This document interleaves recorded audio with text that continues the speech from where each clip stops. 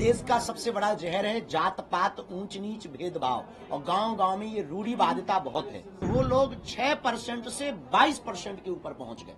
धीरे धीरे हम भारत में अल्पसंख्यक होंगे। पूरी दुनिया में एक भी ऐसा देश नहीं है जो हिंदुओं के लिए हो। हिंदुओं को जगाने के लिए हम 160 किलोमीटर की राम राजा ओरछा तक बागेश्वर धाम से पदयात्रा कर रहे हैं। उत्तर प्रदेश के मुख्यमंत्री अगर उन्होंने महात्मा होने के नाते ये नारा दिया, कट्टर हिंदू होने के नाते, बहुत अच्छा दिया। विधर्मी लोग जिन्हें हिंदुत्व से प्यार नहीं, जिन्हें वंदे मातरम बोलने से दिक्कत है, जिन्हें राष्ट्रगान गाने से दिक्कत है, जिन्हें गजवाई हिंद चाहिए, वो लोग अपनी संख्या बढ़ा रहे हैं। जात पात की करो विदाई, हम सब हिंदू भाई भाई। जात पात और भेदभाव को जड़ से हमें मिटाना है, हमें भारत भव्य बनाना है। इसी विषय को लेकर हिंदुस्तान में रहने वाले लोगों को हिंदुस्तानी होने का गर्व हो, इस बात को पुष्ट करने के लिए इस देश का सबसे बड़ा जहर है जात पात, ऊंच नीच, भेदभाव, और गांव गांव में ये रूढ़िवादिता बहुत है। गांव गांव में अंधविश्वास बहुत है। एक जन जागृति संकल्प को लेकर के हमने विचार किया कि सब लोग हमसे मिल पाते हैं, पर हम बिछड़े और पिछड़े लोगों से नहीं मिल पाते हैं। इस देश में कोई भी लड़ाई होती है तो या तो ये ब्राह्मणों से होती है, या क्षत्रियों से होती है, या वैश्यों से होती है, या शुद्ध वर्ण से होती है। कोई भी हिंदुस्तानी से नहीं होती। न कोई हिंदू बनने को तैयार है, न हिंदुस्तानी बनने को तैयार है। आने वाले 10-20 साल बाद एक ऐसा समय आएगा कि हम 90% से 80 के नीचे आ गए, और वो लोग मतलब इस्लाम धर्म के लोग अपनी जनसंख्या इतनी तेज से बढ़ा रहे हैं कि वो लोग 6% से 22% के ऊपर पहुंच गए। धीरे धीरे हम भारत में अल्पसंख्यक होंगे। लगभग 65 देश हैं इस्लामों के, 95 से ज्यादा देश हैं ईसाइयों के, पर पूरी दुनिया में एक भी ऐसा देश नहीं है जो हिंदुओं के लिए हो। Suriname, Cambodia, Indonesia, Nepal, Fiji, Mauritius, इन देशों में रहने वाले हिंदुओं पर वहां की सरकार अगर अत्याचार करती है, आज जैसे कनाडा में कर रही है, और अगर उनको भगा दिया जाता है, तो हिंदुओं के लिए एक भी जगह नहीं है जहां वो सुरक्षित रह सकें।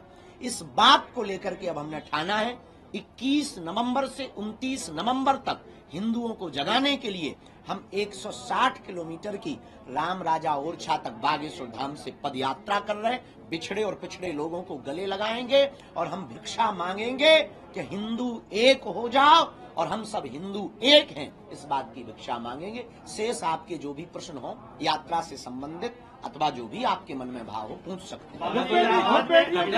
एक पूछेंगे तो बटेंगे पे जो चल रहा है, बटेंगे तो कटेंगे को लेकर लगातार मुंबई में भी अब निमंत्रण छप रहे हैं शादी के, उसमें भी लिखा जा रहा है कि कटेंगे तो बटेंगे। बिल्कुल बटेंगे। तो देखिए, एज ए किसी भी राजनेता के ऊपर हमने ना आज तक टिप्पणियां की है, ना कोई जवाब दिया है। हमारे स्वभाव में है, क्योंकि हमारा रास्ता एक अलग है, आध्यात्मिक रास्ता है। पर अगर वो एज ए मुख्यमंत्री, जो माननीय उत्तर प्रदेश के मुख्यमंत्री, अगर उन्होंने महात्मा होने के नाते ये नारा दिया, कट्टर हिंदू होने के नाते, बहुत अच्छा दिया।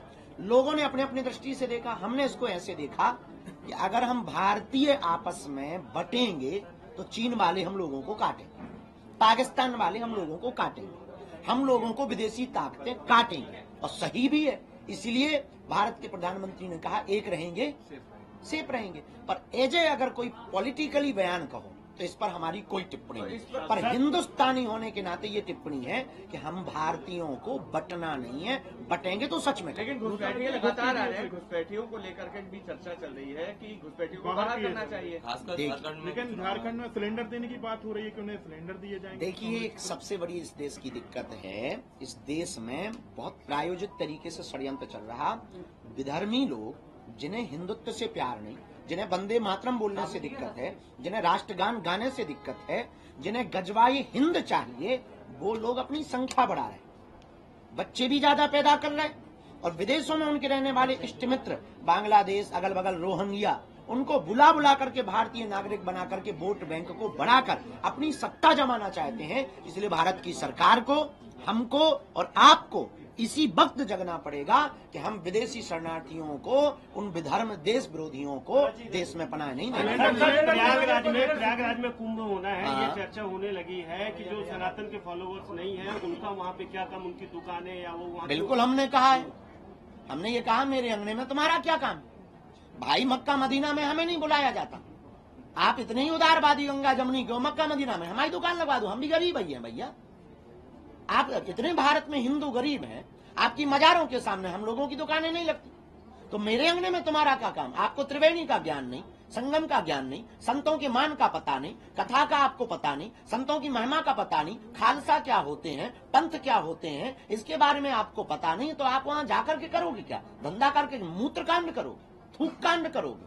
इससे बेहतरीन ये है, मेरे अंगने में तुम्हारा क्या काम? हम तुम्हारी मस्जिदों में नहीं घुसते, तुम हमारे, और हमारे हिंदू तुम्हारी मस्जिदों में घुसे जूते मारो। एक अंतिम सवाल मेरा ये, शास्त्री जी, आरएसएस को अगर कोई आतंकी संगठन कहे, आरएसएस चूंकि सनातन को बढ़ाता हुआ, तो इस पर आप क्या कहेंगे? देखिए, अब बोल कौन रहा है ये बड़ा महत्वपूर्ण है। कांग्रेस के अब ये हम पॉलिटिकली, इसीलिए हम कोई आरएसएस को कहे। देखिए, कमेंट हम किसी राजनेता पे इसलिए नहीं करते क्योंकि हम एक पार्टी हैं।